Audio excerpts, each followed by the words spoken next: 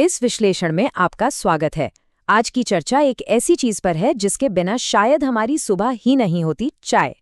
लेकिन क्या हमने कभी सोचा है कि एक साधारण सा चाय का कप मानव मनोविज्ञान यानी ह्यूमन साइकोलॉजी के कुछ बेहद गहरे रहस्यों को उजागर कर सकता है? बिल्कुल सही सुना। एक कप चाय की कहानी से लेकर हमारे दिमाग की जटिल कार्य प्रणाली और हमारी खुद की पहचान तक ये सफर सच में दिमाग खोल देने वाला है। तो चलिए शुरू करते हैं। आगे बढ़ने से पहले एक जल्दी से इस रूपरेखा पर नजर डालते हैं। हम बात करेंगे चाय की एक स्वाभाविक पहचान के रूप में, इसकी औपनिवेशिक जड़ों की, कैसे इस आदत को आक्रामक तरीके से बढ़ावा दिया गया, और फिर इसका कनेक्शन जोड़ेंगे हमारी पहचान, अहंकार और अंत में हमारी सच्ची पहचान से। तो शुरुआत करते हैं हमारे पहले हिस्से से, चाय की स्वाभाविक पहचान, यानी चाय की वो आधुनिक छवि जिसे आज हम सब जानते और जीते हैं। अब देखिए, सड़क किनारे की एक दुकान और स्टील की केतली से उठती हुई भाप की तस्वीर, ये किसी को भी कितनी जानी पहचानी और सुकून भरी लगती है ना? ये पेय हमारी रोज़मर्रा की ज़िंदगी में इतनी गहराई से रच बस गया है कि इसके बिना देश की कल्पना करना भी लगभग नामुमकिन सा लगता है। ऐसा लगता है जैसे ये चाय सदियों से हमारे जीवन का एक बेहद स्वाभाविक और अटूट हिस्सा रही हो।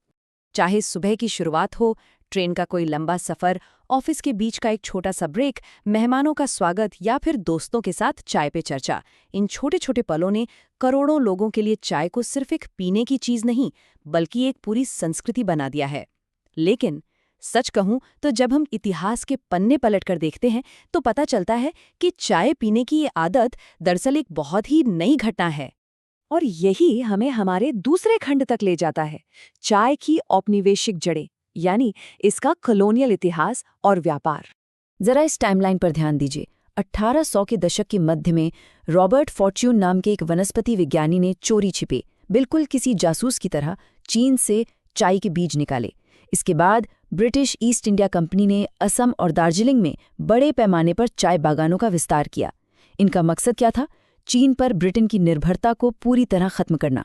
और फिर 1900 के दशक की शुरुआत तक आते आते जो चाय सिर्फ ब्रिटेन भेजी जाती थी, वो धीरे धीरे भारत के भीतर ही खपत के लिए तैयार की जाने लगी।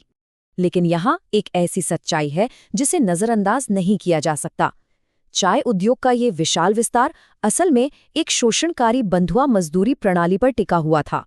पूरे के पूरे परिवार बहुत ही कठोर और क्रूर औपनिवेशिक परिस्थितियों में काम करने पर मजबूर थे। आज चाय की जो एक गर्मजोशी भरी और सुकून वाली छवि हमारे दिमाग में है, उसके ठीक विपरीत इन व्यापारिक फायदों की ये ठंडी और निर्मम सच्चाई खुद में विचार करने योग्य है।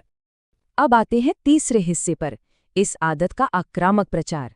आइए देखते हैं कि ये घरेलू बाजार कैसे तैयार किया गया। तो हुआ ये कि बड़े बड़े व्यापारिक घरानों ने जानबूझकर इस चाय को रोजमर्रा की जिंदगी की लय में थोप दिया। इंडियन टी एसोसिएशन और ब्रिटिश कंपनियों ने मिलकर ऐसे आक्रामक अभियान चलाए जिसकी कल्पना भी मुश्किल है। उन्होंने फैक्ट्रियों, रेलवे स्टेशनों, मिलों और लगभग हर सार्वजनिक जगह पर चाय की दुकानें खोल दी। उनका लक्ष्य एकदम साफ था, एक बहुत बड़ा घरेलू बाजार तैयार करना और चाय को लोगों की आदतों में इस तरह बैठा देना कि इससे बचना नामुमकिन हो जाए। पर वक्त के साथ साथ एक बड़ा ही मजेदार बदलाव आया, जो असल में एक कच्ची, फीकी ब्रिटिश आदत थी जिसे सिर्फ मुनाफा कमाने के लिए लाया गया था। उसे स्थानीय लोगों ने बिल्कुल अपनी एक सांस्कृतिक पहचान में ढाल दिया। उन्होंने सादी चाय में दूध, चीनी, अदरक, इलायची और अपने मसाले मिलाए, और बस वहीं से जन्म हुआ उस कड़क मसालेदार चाय का जिसे आज हम एक सांस्कृतिक प्रतीक के रूप में देखते हैं। और यहीं से ये विश्लेषण अपने चौथे हिस्से में प्रवेश करता है, पहचान और अहंकार, जिसे एपी फ्रेमवर्क भी कहा जाता है। यहाँ हम चाय से थोड़ा मनोविज्ञान की तरफ मुड़ते हैं। देखिए, चाय का ये लंबा इतिहास असल में हमें अहंकार या ईगो समझने का एक बेहतरीन जरिया देता है। एपी फ्रेमवर्क के अनुसार अहंकार का मतलब सिर्फ घमंड नहीं होता। दरअसल अहंकार एक ऐसी चीज है जिसका अपना कोई स्वतंत्र आधार नहीं होता।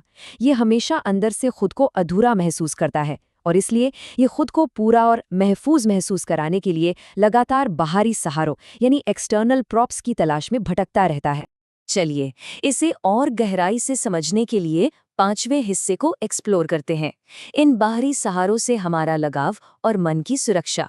सच तो ये है कि हमारा मन हमेशा समाज से एक मान्यता या वैलिडेशन चाहता है। इसके लिए वो राष्ट्र, धर्म, भाषा, यादों, सामाजिक रुतबे या यहाँ तक कि पुराने ऐतिहासिक धावों जैसी बाहरी चीज़ों को अपना सहारा बना लेता है। वो उन्हें जोर से पकड़ लेता है। धीरे धीरे ये सारी चीज़ें, यहाँ तक कि हमारे खान पान की पसंद भी हमें इतनी अपनी लगने लगती हैं जैसे वो हमारा सबसे गहरा निजी सच हो। आइए समझते हैं ये जाल बनता कैसे है।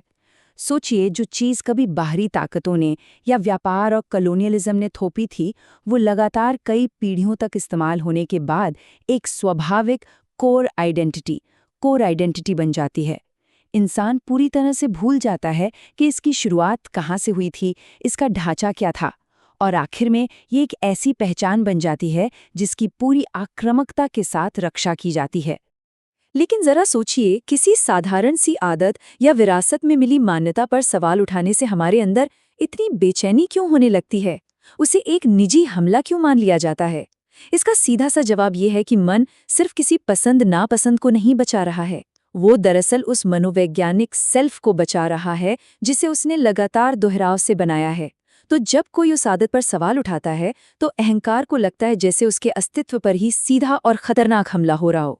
और अब हम आते हैं अपने आखिरी और सबसे महत्वपूर्ण हिस्से पर, हमारी सच्ची पहचान और इन विरासत में मिली आसक्तियों के पार का सच। यहाँ मानसिक कंडीशनिंग और सच्ची पहचान के बीच का गहरा अंतर समझना बेहद जरूरी है।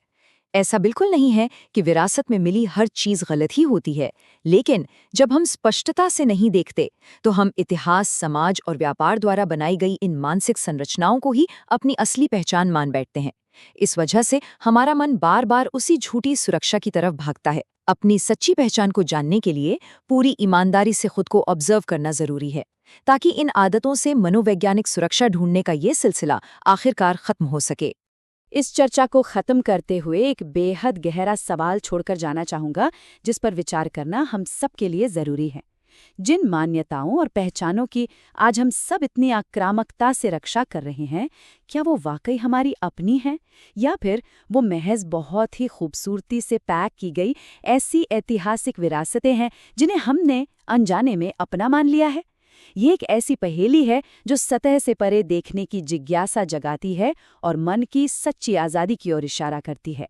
इस विश्लेषण में साथ जुड़ने के लिए बहुत बहुत शुक्रिया।